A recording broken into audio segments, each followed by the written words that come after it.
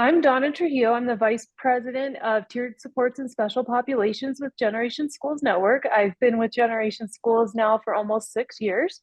I've been a teacher for special education students, director for many districts here for special education in Colorado, as well as a school administrator myself.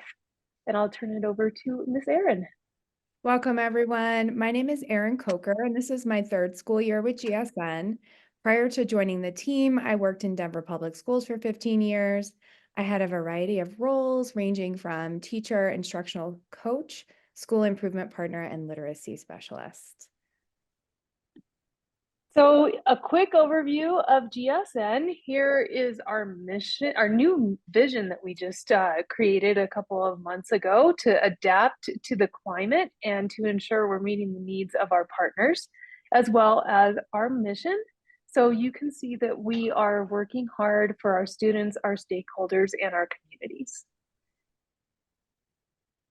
So today we're going to talk about best first instruction, some strategies for implementation. Yes, you are getting some tools to walk away with today, as well as the layered continuum of support, how to utilize your MTSS framework for identifying students and layering those supports to ensure they meet with success across the educational setting. And then finally, most importantly for all of you today are the grant opportunities we have available, including the 21st Century Grant, the Out of School Time Grant, and the High Impact Tutoring Grant, which are all through the Colorado Department of Education. And we at GSN can help you partner in developing and submitting for those grants and completing the work. So we'll talk about that more toward the end of our session.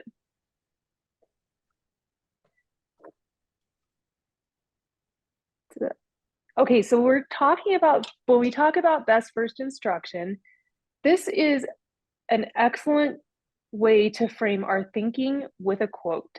So when you're planning for best first instruction, or BFI, the foundation requires educators to build meaningful relationships with all students, address individual needs, create relevancy by allowing students to see themselves in their learning, and provide opportunities for exploration and expression.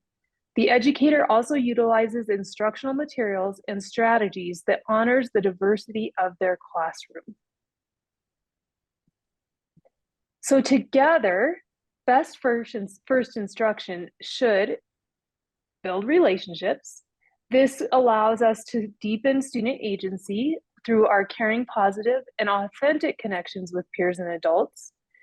Meet the needs of all students. This is where we come into that individualized planning for that equitable and flexible instruction and meeting the needs of our diverse student populations, from our struggling learners all the way to our gifted learners and everyone and everything that comes in between.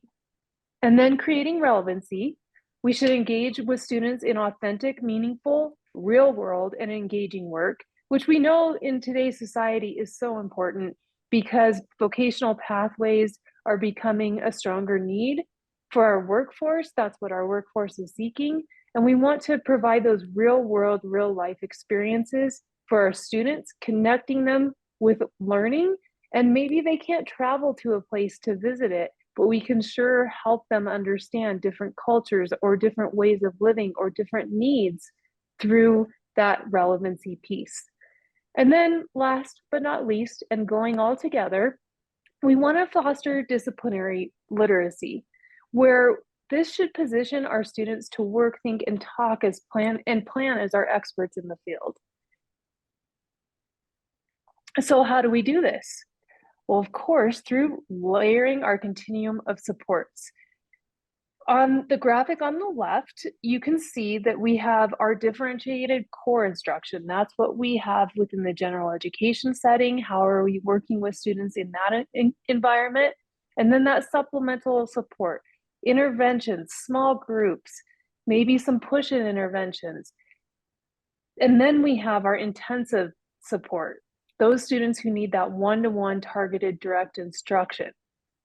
So the biggest thing is layered. Students are not removed or replaced within another tier. So if we have a student who, let's say, is struggling with reading, we would have them attend for the general education instruction, participate with their peers, differentiate our instruction to provide that equitable access, and then layer our tiers from there, possibly adding in an interventionist, coming into the classroom or pulling out into a small group, providing them with pre-teaching opportunities and pre-learning, following up with repetition, and we'll talk more about that later. And then finally, the intensive support. What's left over that tier 1 and tier 2 do not meet? And so those are all provided, not taken away. I know often as a special education director, I would be working with teams and a student would qualify for an IEP, and all of a sudden, everything was dumped onto the special service providers and special education teacher with the tier 2 interventions. Well, we don't need them because we have you guys. So best first instruction is to layer those supports, keep those interventions in place, then add what's needed in addition to those. And so how do we do this? Well, first, we utilize our RTI, response to intervention, or multi-tiered systems to support MTSS process. Each school calls it different, and both are interchangeable now. And the most important part of this is to make sure we gather data on the student, identify specific skill deficits, because this helps us understand exactly where the need is and where to target the interventions. The team reviews and discusses the data and then develops a plan and looks at, starting with general education, what are we doing there? Next, what is our tier 2 intervention support? Does this student need tier 3? And then we, based upon the outcomes that we're seeking, we do ensure ongoing progress monitoring. And then it comes back. We continuously review. We set timelines and we progress monitor. We go back and look at the data. What's working, what isn't, how are things going with closing those gaps and deficits? Do we need to adjust, or are we right on track? And this can be a continuous. There's no end or timeline, but if something's not working, we have to change it up and or look at a different level of intervention. All right, so now let's take a look at what this work looks like through a best first instruction lens. I want to first start off by naming that there are a variety of tutoring programs that have shown great impact that are available for schools to purchase. However, oftentimes these programs can be really pricey and they don't directly support core instruction, which we know the research is very clear about supporting core instruction, as Donna talked about, and layering on those continuum of supports. So what we're going to share with you tonight is how you can create a partnership between the tutor or para and the teacher to support core instruction. So the first step to that process is to ensure that you find a dedicated time to meet and plan. We recommend that that happens every week or every other week. Then the first step in that planning meeting is going to be to get really clear about what students need to know and be able to do. You should use your standards and your curriculum to help guide you with this process. Oftentimes, the content is going to show up as a noun, and the skill or process is going to show up as a verb. Then you're going to make a list of the content and skills students need to know, and then work from there to develop a plan around what's going to happen before and after core instruction that supports and scaffolds and provides access for students. So now we're going to walk through a few examples of what that can look like and sound like. We want to highlight it is important to coach tutors and to provide resources and materials in advance of them meeting with students so that they feel solid in the plan. It's also really important to ensure that you discuss and agree upon what shared responsibility looks like and sound like between that tutor and para and teacher and administrator. All right, so let's start with a few content examples. These are the things that students need to know. How do you support that? Building knowledge on a topic is a great way to support students who are struggling. This can be done before and after the lesson using book baskets, text sets, and other multimedia. The goal here is for students to learn more about a topic, which helps them access the content during core instruction and deepens their understanding and learning. Another example for math is practicing fluency of math facts. It's really important once students have that conceptual understanding of the math that you're teaching to also develop some automaticity and fluency. So along with this, we recommend that you have the student, the teacher, and the tutor all progress monitor and set goals for the student. Another way to build background knowledge and support content acquisition is by having students focus on vocabulary before and after the lesson by having them create things like a word wall, finding images that help them understand the content. And if the content involves a location or an area of the world, that image could be a map. That's also a really great tool. And then finally, we would like to highlight the use of a KWL and or an anticipatory guide. While both of these tools can be used during Tier 1 instruction, you might choose to use them as a Tier 2 to support the completion of them in Tier 2. So again, these tools help build background knowledge and they deepen content understanding for students that they are learning in their core instruction time. We have provided these links and examples for you in your one-pager, so be sure to check those out. So now let's turn our attention to some examples that support students with process. So we talked about content. What do they need to know? Now we need to think through that lens of what do they need to be able to do? What's the process? So this includes examples like graphic organizer, note-taking guides, and annotation guides. And again, teachers may choose to use these as a part of their Tier 1 instruction, or they can be used in Tier 2 with tutors offering support before and after core instruction. When using tools like these, it's really important to explain the purpose of the tool to the students so that they understand what the tool allows them to be able to do.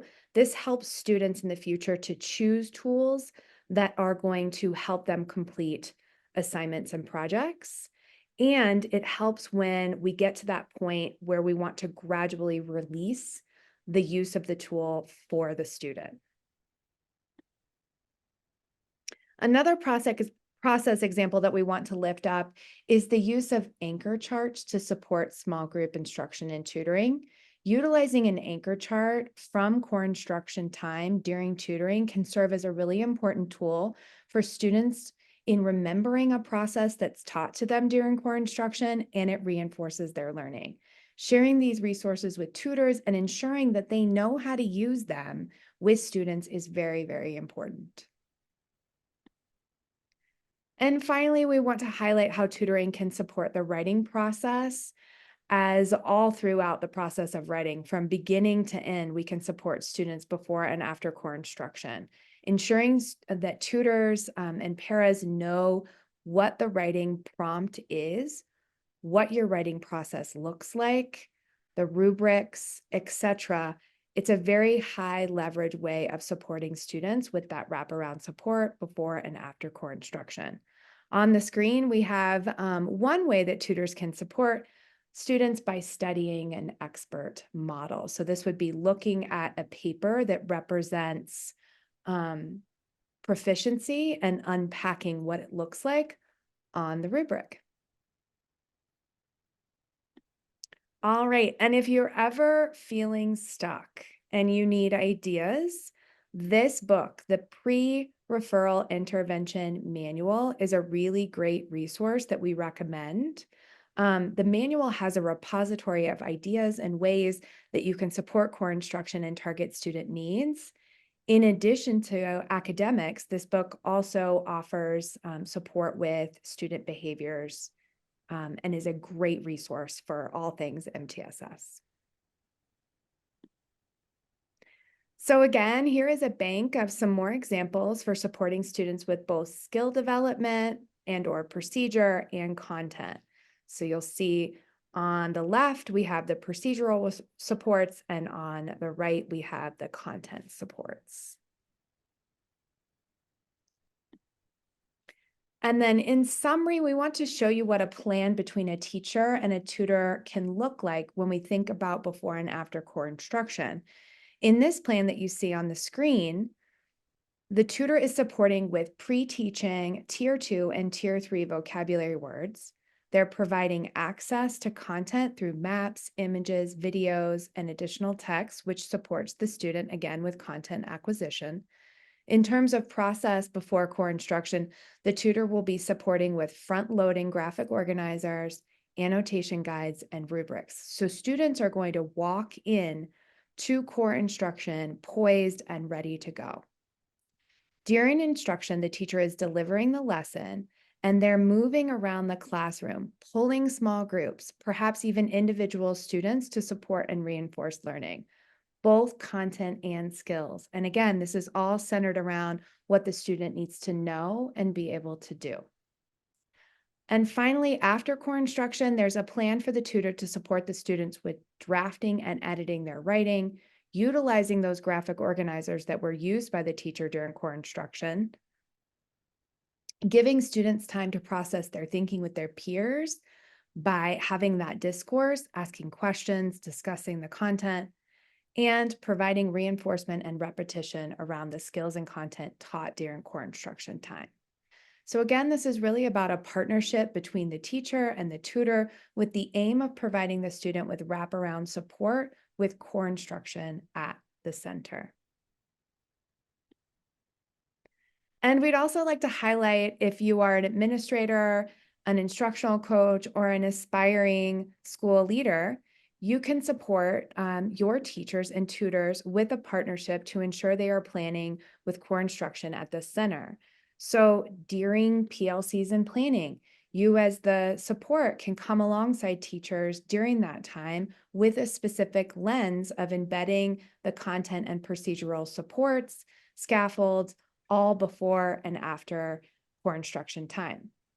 You can also push into the classroom, observe how content and procedural supports are being used, and the impact that it's having on students, and providing feedback to the teacher and the tutor. During DDI, you can analyze student work and data to see how is the intervention working?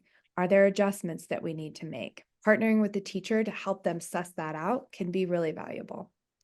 And then finally, providing ongoing professional development to continue to build teachers' toolbox around content and procedural supports can be really, really helpful. This work that we do is infinitely improvable, and there's always more to learn.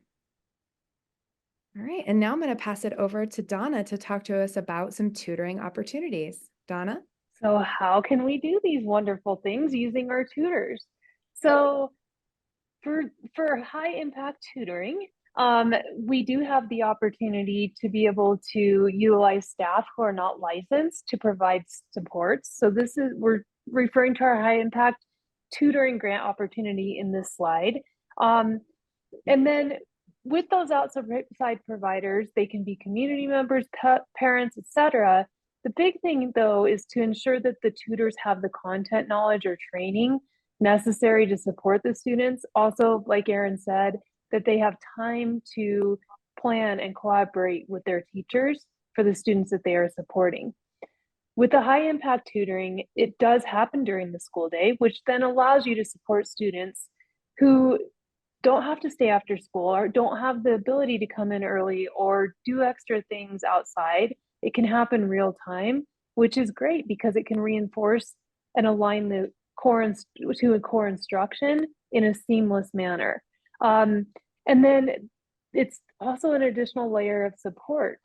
So if we're able to provide this high impact tutoring, we're providing options during the school day, which also provides an additional ability to intervene earlier, sooner, and with higher frequency. And also, as educators, we know not all kids show up after school or before school when it's scheduled. So having them as our audience during the school day really allows us to ensure that these supports and interventions are implemented with fidelity and consistency. And so what are the elements of our high impact tutoring grant in Colorado? Well, you can see here that the grant is to support small groups of students, 4 or fewer, and a small group may be one-on-one as well. It is consistent, so the same tutor with the same group of students during school to supplement that core instruction. Quality materials, like we've been sharing, planning, aligning curriculum and processes together, and then data-driven, using the MTSS or RTI process to progress monitor and meet, and then ensuring that tutors are trained in the area and have content knowledge in that area. And then our hope would be that weekly, the students receive tutoring a minimum of 3 sessions per week. So good fact to know. I work a lot with students who have learning disabilities, dyslexia, dyscalculia, dysgraphia, and the recommendation I often see from outside evaluators, neuropsychs, and also through my personal training and certifications, is that 3 sessions per week is great, but if you're able to do 4 to 5 one-hour sessions per week, even better. And this grant affords us the flexibility to develop it in a way that we can accommodate things like that. But the minimum recommendation would be the 3 sessions per week. And then here's a model just to give you some framing of mind of how we can do this. And I do notice on here, we have tier 1, tier 2, and tier 2 again, but that second tier 2 should be tier 3. And so tier 1, the student receives core instruction from our classroom's teacher inside the general education classroom. Teacher obviously is interacting with students, engaging with them and supporting them. And then our tutor pushes into the classroom and supports the student with their individual work completion, working with skills as it comes up, and or separate from their work, providing that skill development, even before instruction occurs and after instruction occurs. And then it may be in or out of the classroom. And then with our tier 3, the student would receive intensive one-to-one small group instruction based upon specific goals, using those research-based strategies and targeted skill instruction. Oftentimes we see tier 3 with special service providers and experts. So some useful tips. And this is a lesson learned by one of the districts I work with here in Colorado. Avoid pulling students from lunch or recess or specials. They really need that downtime. And oftentimes that's the first thing that gets taken from them. We're doing harm by that because they're not getting that downtime, the social interaction with peers, and the social development skills that are so critical to future success. And you could utilize, if you have them built in, advisory or study hall times. You can also push into the general education classroom to the greatest extent possible. And then a lesson learned again from the district that I work with is you cannot supplant IEP services. So we want to identify students who need this, but we also want to consider what other services they have in place, because if they have an IEP, they still have to get those services from the licensed providers, and the tutor cannot support or supplement supplant those services. They can only be a supplement to an additional layering of supports. So what other grants are available outside of this? So we have the 21st Century and out of school time grants. Well, with 21st Century, it provides funding for a coordinator or coach to support the implementation. This is great because we know many districts don't have enough staff to do everything necessary. And then it's, how are we going to do this? Add more stuff onto the staff we already have. With this grant, we can actually apply to have some time and hire someone to facilitate. And then 21st Century also provides before and after school enrichment and or tutoring opportunities, and it is year round. So high impact happens during the school day. Obviously that happens during the school year when school is in session, whereas both of these grants are year-round opportunities. They could happen over breaks, weekends, before, after school, and even during the summer months. And then that out of school time model, this is where the district or school can partner with an outside nonprofit to have that nonprofit provide that before and after school enrichment and tutoring opportunities. So an example of this would be in one of the districts I support, there is a nonprofit tutoring organization. So this district can then apply for this grant and work with the nonprofit to then deliver the opportunities to students. And then lastly is we are an easy approved provider.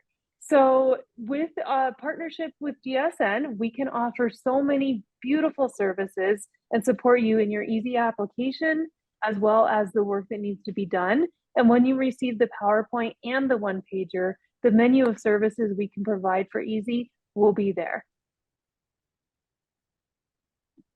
So if you're interested in applying, you can reach out to Erin, myself, or any other GSN staff member you may be familiar with, or you can schedule a meeting directly with Nate, our Director of Development, and we've included his contact information here, as well as our website address so that you can learn more about what we do and who we have on board with us.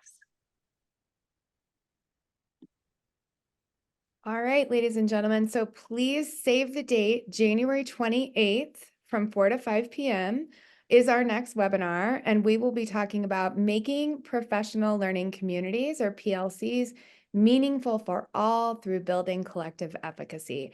I am really, really, really excited about this webinar and the timing of it, because you're going to start your new year with fresh approaches that are going to energize your PLCs. Start your new year with a renewed purpose and deepen your collaboration with your colleagues. So come join us for that webinar.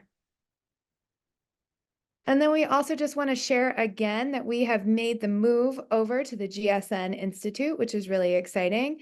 So all of the videos, resources, everything for the Best First Instruction webinar will be housed in the GSN Institute, and it's super easy to register. You just have to either sign up with Google, which is really the easiest method because it's a single sign-on, or you can sign up with your email and password. And with that, we just want to say thank you, thank you, thank you. We hope you all have a really great evening. Feel free to reach out to either myself or Donna. We are always happy to help. Thank you, everyone. Stay safe and stay warm.